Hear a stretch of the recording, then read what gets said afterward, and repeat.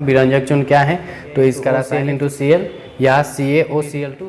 तो शुष्क बुझे हुए चूने को 40 डिग्री सेल्सियस ताप तक गर्म करके उस पर क्लोरीन गैस प्रवाहित करने से को 120 डिग्री सेल्सियस ताप तक गर्म करते हैं plaster. Friends, welcome to BG education channel. जैसे कि मैंने पहले बोला था कि पहले जितने भी इम्पोर्टेंट 2 नंबरिया क्वेश्चन होंगे एग्जाम के व्यू से वो पहले पढ़ लेंगे, उसके बाद 5 नंबरिया पढ़ेंगे। तो वो 2 नंबरिया हो गया, तो आज हम पढ़ने वाले हैं 5 नंबर का जितने भी क्वेश्चन है वो, ठीक है। अगर वो 2 नंबर वाला अभी तक आप नहीं देखे हैं तो उसका लिंक डिस्क्रिप्शन में दे देंगे, जाकर आप वहाँ से देख लीजिएगा। वहाँ PDF भी रहेगा, वो आप लोग डाउनलोड कर सकते हैं, ठीक है। चलिए बढ़ते हैं हम अपनी क्वेश्चन की तरफ। 5 नंबरिया क्वेश्चन में से हमारा पहला क्वेश्चन है विरंजक चूर्ण क्या है। तो देखिए इसका जो रासायनिक सूत्र होता है ना, रासायनिक सूत्र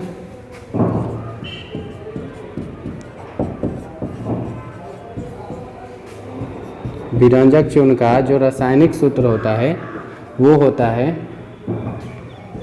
CaOCl इंटू Cl, या इसी को एक और नाम से जानते हैं जिसको बोलते हैं CaOCl2। बस ये जो Cl है ना यहाँ ज्वाइंट हो गया है, बस और कुछ नहीं, ये कोई डिफरेंस नहीं है।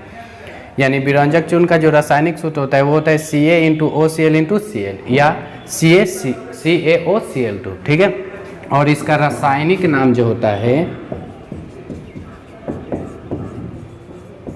रासायनिक नाम विरंजक चूर्ण का वो होता है कैल्शियम ऑक्सीडाइक्लोराइड। कैल्शियम ऑक्सीजन यानी ऑक्सी, उसके बाद ये 2 है तो इसके लिए हो जाएगा डाई, तब क्लोराइड, ठीक है। रासायनिक नाम जो होता है कैल्शियम ऑक्सीडाइक्लोराइड। अब जान लेते हैं बनाने की विधि। तो इसमें होता है कि शुष्क बुझे हुए चूने को, शुष्क बुझे हुए चूने को, शुष्क बुझे हुए चूने को 40 डिग्री सेल्सियस ताप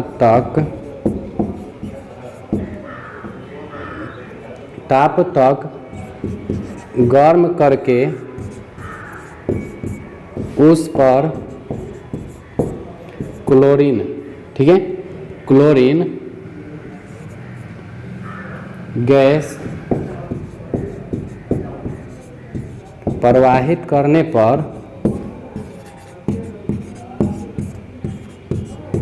विरंजक चूर्ण प्राप्त होता है। विरंजक चूर्ण प्राप्त होता है, ठीक है। शुष्क बुझे हुए चूने को 40 डिग्री सेल्सियस ताप तक गर्म करके उस पर क्लोरीन गैस प्रवाहित करने पर विरंजक चूर्ण प्राप्त होता है। जैसे में शुष्क बुझा हुआ चूना, तो शुष्क बुझा हुआ चूने का जो सूत्र होता है वो होता है CaOH2, ठीक है, Ca इंटू OH2। ये शुष्क बुझा हुआ चूना है, इसकी अभिक्रिया माने इसको 40 डिग्री सेल्सियस ताप तक गर्म करके इस पर क्या प्रवाहित कर रहे थे, क्लोरीन गैस। तो अब देखिए जब इस पर क्लोरीन गैस प्रवाहित करेंगे, यहाँ पर 40 डिग्री सेल्सियस ताप तक गर्म करेंगे, तो हमें क्या प्राप्त होगा, यहाँ से H जो है, देखिए अगर यहाँ बात करें तो ये हो गया Ca, और इसका बात करें तो यहाँ पर 2 ऑक्सीजन और 2 हाइड्रोजन, ठीक है। तो यहाँ से क्या होता है, 2 हाइड्रोजन 1 ऑक्सीजन लेकर जल बनाकर निकल जाता है, तो यहाँ बच जाता है 1 ऑक्सीजन और यहाँ 2 क्लोरीन, तो ये जाकर बना लेता है CaOCl2, ठीक है। इस प्रकार ये बनता है। तो ये हो जाता है विरंजक चूर्ण, जिसको ऐसे बोलते हैं रासायनिक नाम में कैल्शियम ऑक्सीडाइक्लोराइड, ठीक है। ये हो गया बनाने के विधि। बोलते हैं शुष्क बुझे हुए चूने को 40 डिग्री सेल्सियस ताप तक गर्म करके उस पर क्लोरीन गैस प्रवाहित करने पर विरंजक चूर्ण प्राप्त होता है। शुष्क बुझा हुआ चूने का सूत्र होता है Ca इंटू OH2, याद रखिएगा। उसके बाद इसका गुण होता है, एक गुण पूछता है 5 नंबर का है तो इतना तो छोटा नहीं होगा गुण। तो बोला जाता है कि विरंजक जो चूर्ण है ना, यह एक सफ़ेद चूर्ण है, सफ़ेद चूर्ण है, ठीक है। यह एक सफ़ेद चूर्ण है जिससे क्लोरीन जैसी गंध निकलती है। अब एक बात बताइए, इस पर हम बाहर से जब क्लोरीन गैस प्रवाहित कर रहे हैं तो कौन सा गैस निकलेगा? क्लोरीन ही ना। तो हो जाता है कि यह एक सफ़ेद चूर्ण है जिससे क्लोरीन जैसी गंध निकलती है, जिसे क्लोरीन जैसी गंध निकलती है।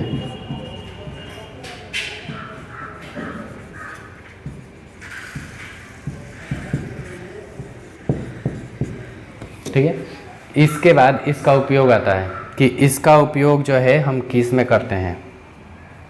तो देखिए क्लोरीन का जो उपयोग है ना, क्लोरीन का उपयोग जो है वो पहला तो कपड़ों के विरंजन में करते हैं। ठीक है, यानी कपड़ों के रंगाई में, कागज एवं कपड़ों, कागज एवं कपड़ों के विरंजन में।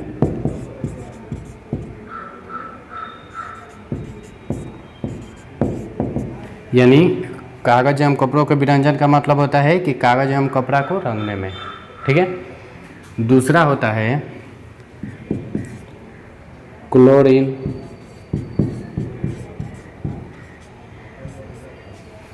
क्लोरीन क्लोरोफॉर्म आदि बनाने में।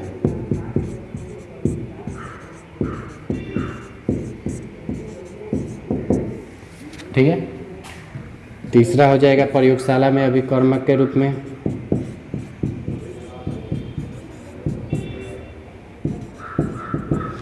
प्रयोगशाला में अभिकर्मक के रूप में। ठीक है, ये तीन गो उपयोग हो जाएगा इसका। एक बार और बता देता हूँ विरंजक चूर्ण क्या है। तो इसका रासायनिक सूत्र Ca*OCl*Cl या CaOCl2 होता है।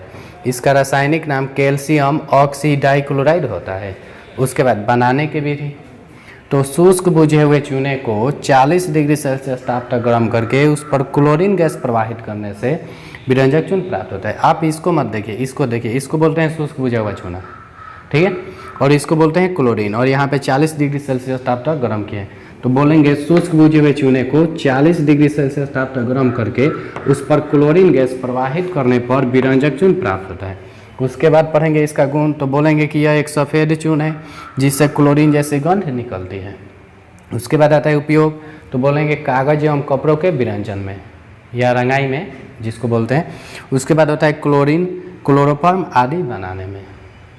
उसके बाद प्रयोगशाला में अभिकर्मक के रूप में। ठीक है, ये तीन गो इसका उपयोग हो गया। बस इतना ही आप जान गए तो 5 नंबर है आपका।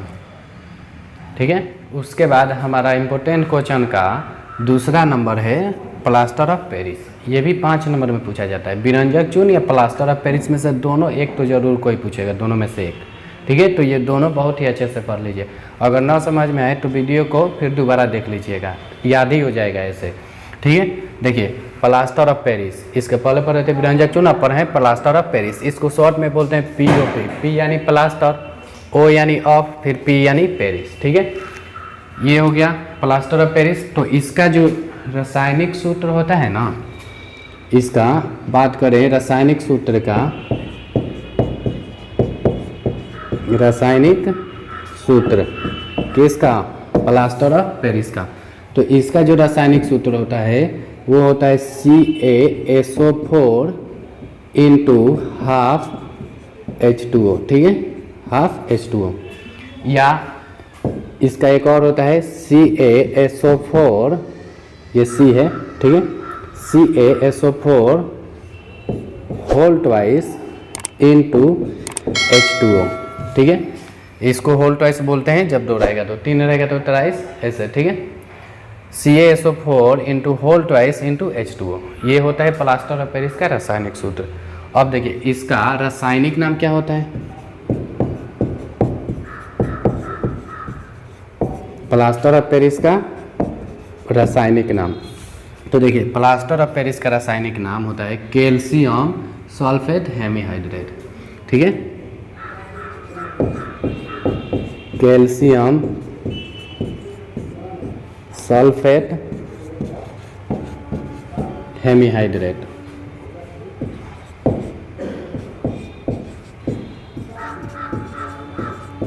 हेमीहाइड्रेट,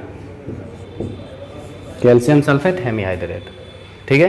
प्लास्टर ऑफ पेरिस का रासायनिक सूत्र CaSO4 इंटू हाफ H2O और चाहे या CaSO4 whole twice into H2O होता है और रासायनिक नाम कैल्शियम सल्फेट हेमीहाइड्रेट होता है। अब बनाने की विधि पढ़ लेते हैं कि प्लास्टर ऑफ पेरिस बनाते कैसे हैं। बनाने की विधि देखिए, प्लास्टर ऑफ पेरिस बनाने की विधि जो है ना बहुत आसान है। बस नॉर्मल सा बोलते हैं, जिप्सम को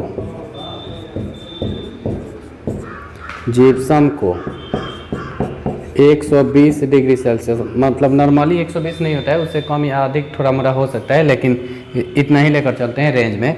जिप्सम को 120 डिग्री सेल्सियस ताप तक या ताप पर गर्म करने पर, ताप तक गर्म करने पर प्लास्टर ऑफ पेरिस यानी POP प्राप्त होता है, ठीक है।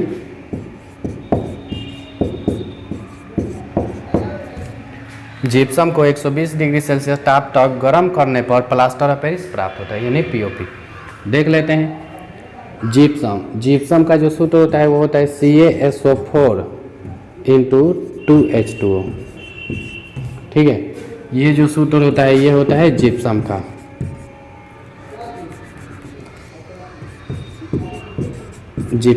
ठीक है।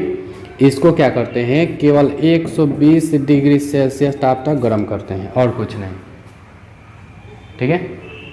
जिप्सम को 120 डिग्री सेल्सियस ताप तक गर्म करते हैं तो हमें प्लास्टर ऑफ पेरिस प्राप्त होता है। यानी यहाँ से जो है एक जल निकल जाता है, ठीक है, यहाँ से, और 1/2 प्राप्त हो जाता है। मतलब देखिए यहाँ से हो जाता है CaSO4 इंटू हाफ H2O, ठीक है। अगर बात करें यहाँ से हाफ H2O निकला है और 2 गो है तो यानी निकलेगा कितना, 3/2 H2O, यानी 1.5 गो निकल जाता है, ठीक है, और आधा बच जाता है। ऐसे इस प्रकार हमें प्लास्टर ऑफ पेरिस प्राप्त हो जाता है। उसके बाद देखिए इसके गुण का बात करें तो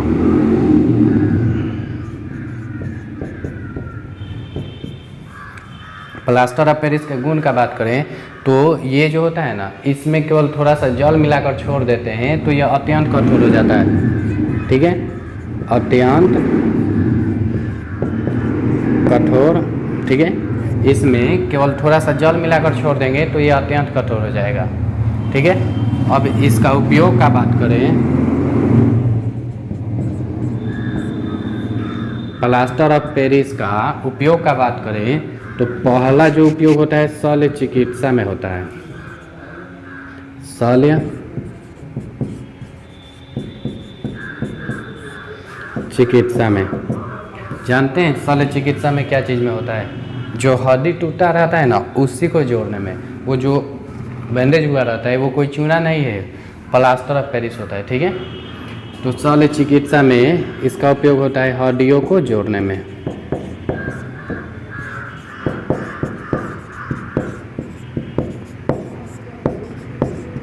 ठीक है।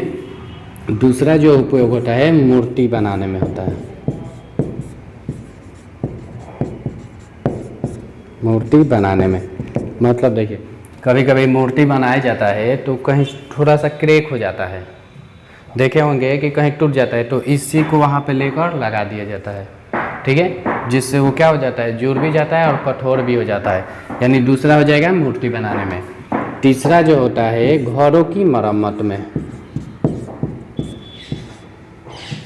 घरों की मरम्मत में, ठीक है।